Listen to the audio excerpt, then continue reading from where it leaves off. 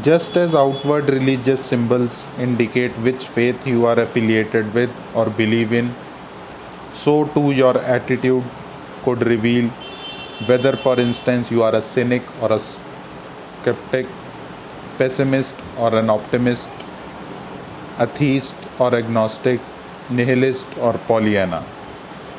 A commentator on philosophy calls cynicism, pessimism, nihilism as ailments that some people suffer from, perhaps because these are usually viewed as negative attitudes.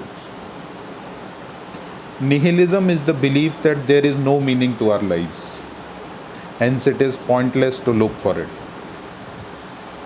Therefore, nihilism could lead to hedonism, and maybe the nihilist also gives in to pessimism and cynicism.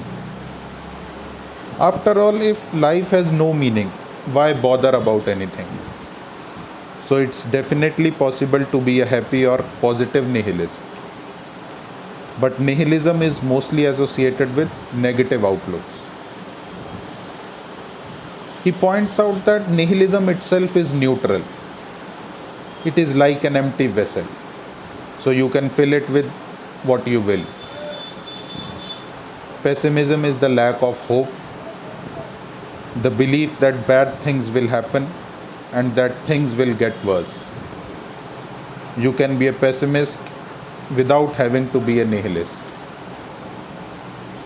When people believe they are skeptics, they are skeptical about things that they do not already believe in. It is an attitude of doubt regarding claims of truth, particularly when those claims are not credible or they lack evidence. Cynicism is skepticism regarding people and organizations that claim to be selfless, altruistic, and good. The ancient Greeks, renowned for their diverse schools of philosophy, had much to offer when it came to understanding isms. A few schools known collectively as Hellenists, Epicurus, Cynics, Stoics, and Skeptics based all their philosophies on the bedrock of reason.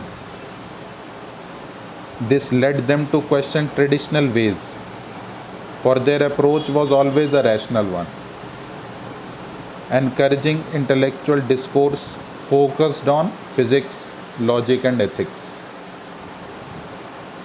Is rationality necessary for people of faith? Isn't faith a subjective phenomena, whereas rationality is by its very nature objective? Mathematician Kurt Gödel asked, but does one have reason to suppose that world is rationally constructed? He proceeded to answer his question, I believe so. For it is by no means chaotic or random, but as science shows, everything is pervaded by the greatest regularity and order. Order, however, is a form of rationality.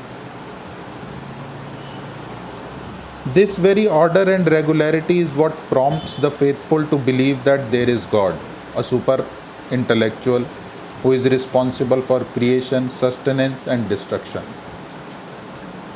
Whereas rationalists prefer to see the universe as a mathematical outcome of combination of serendipitous factors that also enable life on a hospitable planet. Reason and logic are baselines in science. But when we are struggling to navigate grief, sadness, despondency, diffidence, fear, jealousy, greed, and anger, it is subjective tools rather than objective reasoning that come to the rescue.